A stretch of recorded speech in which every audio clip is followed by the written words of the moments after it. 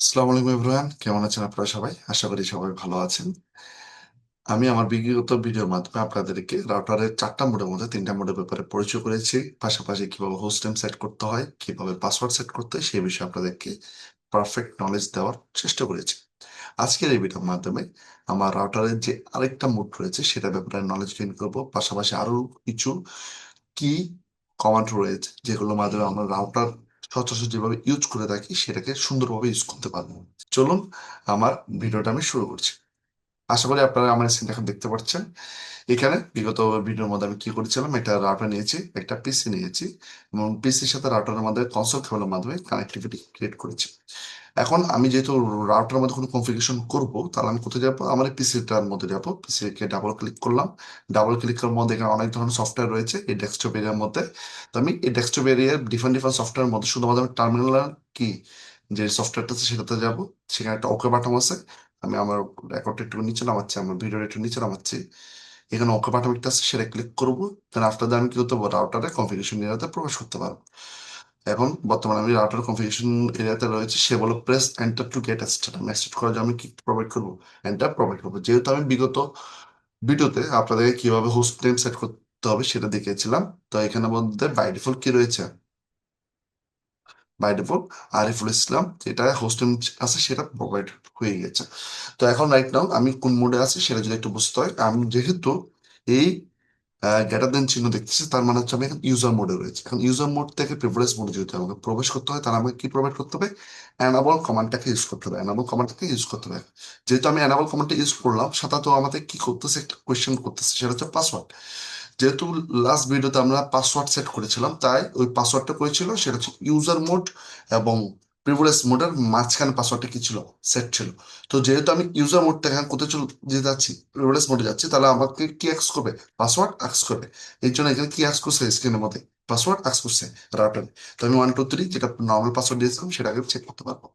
Check করার পরে এখন আমি কি করব? দেখবো আমার কোন কোন কনফিগারেশন ছিল সেগুলো দেখার জন্য রানিং শো রানিং কনফিগ দিব। শো রানিং কনফিগ দেওয়ার মাধ্যমে আমি বুঝতে পারবো যে হ্যাঁ, আমার হোস্টেল সেট করা রয়েছে। আমার পাসওয়ার্ড ছিল 1 2 3। ঠিক আছে, এভাবে করে আমরা আমার পাসওয়ার্ড এবং হোস্টেল কি করতে পারবো? চেক করতে পারবো। এরপর যখন আপনার এই মোর অপশনটা থাকবে, মোর অপশন থাকলে আমি কি করবে? স্পেসিস করবে, তাহলে কি হবে?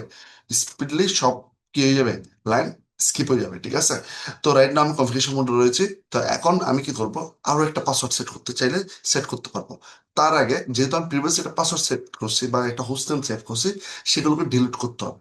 তো ডিলিট করার প্রসেসটা হচ্ছে যে কমান্ডটা আছে তার সেই কমান্ডটার আগে নো বসানো। তো এটা করার জন্য আমি কি করবো? প্রথমে কনফিগারেশন টার্মিনালে প্রবেশ করবো। Configuration terminal global configuration terminal প্রবেশ করবো। সেটার জন্য আমি কি করবো? কনফিগারেশন টার্মিনাল নামে একটা কমান্ড রয়েছে, সেটাকে টাইপ করবো। এটা করার পর আমার কাছে এখানে কি চলে আসছে? কনফিগারেশন ব্র্যাকেটের মধ্যে, ফার্স্ট ব্র্যাকেটের মধ্যে, দেন আফটার দ্য হ্যাশ চিহ্ন আছে। তার হচ্ছে এখন বর্তমানে গ্লোবাল কনফিগারেশন মোডে রয়েছে। এখানের মধ্যে থাকার পর আমি যদি কি দিই? নো হোস্ট এমডি কি দিই? নো হোস্ট এমডি আর এন্টার দিই, সাধারণত কি হচ্ছে আমার? যেটা আগে হোস্ট এমডি ছিল আরিফুল ইসলাম, সেটা কি হয়ে গেল? চলে গেল। আমার ডিফল্ট যেটা ছিল রাউটার, সেই রাউটারটা চলে আসছে। ক্লিয়ার? পাশাপাশি আমি কি করতে হবে? No enable password. আমি যদি এটা প্রোভাইড করি তাহলে কি হয়ে যাবে? আমার পাসওয়ার্ডটা চলে যাবে। ঠিক আছে, এখন যদি আমি কি করি? একটু বাইর হই। বাইর হওয়ার পরে এক্সিট দিই। আমি এখন প্রিভিলেজ মোডে আছি। এক্সিট দিয়ে আমার ইউজার অ্যাক্সেস মোডে আসলাম। এনাবল মাধ্যমে প্রিভিলেজ মোডে প্রবেশ করার চেষ্টা করি। এখন যখন আমি প্রবেশ করার চেষ্টা করলাম, এখন আমাদের কি করে না, কোনো প্রকার পাসওয়ার্ড আক্স করে না। এটা হচ্ছে এটা প্রসেস। এখন হচ্ছে আমি আরেকটা মেথডের মাধ্যমে বা একটা মেথডের মধ্যে আরেকটা পাসওয়ার্ড সেট করে বোঝার চেষ্টা করবো। কিভাবে করবো? কনফিগারেশন দিব। কনফিগারেশন টার্মিনাল নামে আমি কোথায় যাব? গ্লোবাল কনফিগারেশন মোডে যাব। গ্লোবাল কনফিগারেশন মোডে যাওয়ার পর আমি কি লিখবো এখানে? Enable secret. এনাবল সিক্রেট নামে এটা কি রয়েছে? কমান্ড রয়েছে, সেটাকে দিব। এনাবল সিক্রেট নামে যেটা আমার কমান্ড রয়েছে সেটাকে প্রোভাইড করবো। দেন আফটার আমার যে পাসওয়ার্ড, সেই পাসওয়ার্ডটা আমি বাড়িয়ে দেবো। 1 2 আমি পাসওয়ার্ড দিলাম। এখন আমার এনাবল সিক্রেট পাসওয়ার্ডটি কি হয়ে গেল? প্রবেশ করে গেল। কন্ট্রোল সেট দিয়ে আমি কোথায় গেলাম? প্রিভিয়াস মোডে গেলাম। এবং কন্ট্রোল এক্সিট দিয়ে আমি কোথায় গেলাম? আমার ইউজার মোডে চলে আসলাম। এখন বর্তমানে আমি ইউজার মোড আছি। ইউজার মোড থেকে যদি আমি কি প্রিভিয়াস মোডে যেতে, তাহলে আমার কি আক্স করবে? পাসওয়ার্ড আক্স করবে। এখন ফ্যাক্ট হচ্ছে অ্যানাবল পাসওয়ার্ড এবং অ্যানাবল সিক্রেট দুইটাই একই রকমের কাজ করে। পাসওয়ার্ড ইনপুট করে। এখন যে পাসওয়ার্ডগুলো ইনপুট করে, সেই পাসওয়ার্ডগুলোর মধ্যে ডিফারেন্সটা কি? যেহেতু দুটোটাই কাজ সিমিলার, দুটোটাই পাসওয়ার্ড কি করে ইনপুট করে থাকে। পাসওয়ার্ড অ্যাড করে থাকে আমার রাউটারের মধ্যে। তাহলে এদের মধ্যে ডিফারেন্সটা কি? ডিফারেন্সটা হচ্ছে যে একটা ইনক্রিপ্টেড পাসওয়ার্ড থাকে, একটা ডিক্রিপ্টেড পাসওয়ার্ড থাকে। লাইক আমি যদি আপনাদের একটু উদাহরণ দিই, সেটা হচ্ছে মনে করি শো রানিং এ যায়, শো রানিং কন্টিনিউ যায়। এখন দেখুন, আমার যে এনাবল সিক্রেটটা রয়েছে সেটা এখন কি রেখেছে, এনক্রিপ্টেড আকারে প্রোভাইড করা রয়েছে, যেটা আগের পাসওয়ার্ডের মধ্যে ছিল না।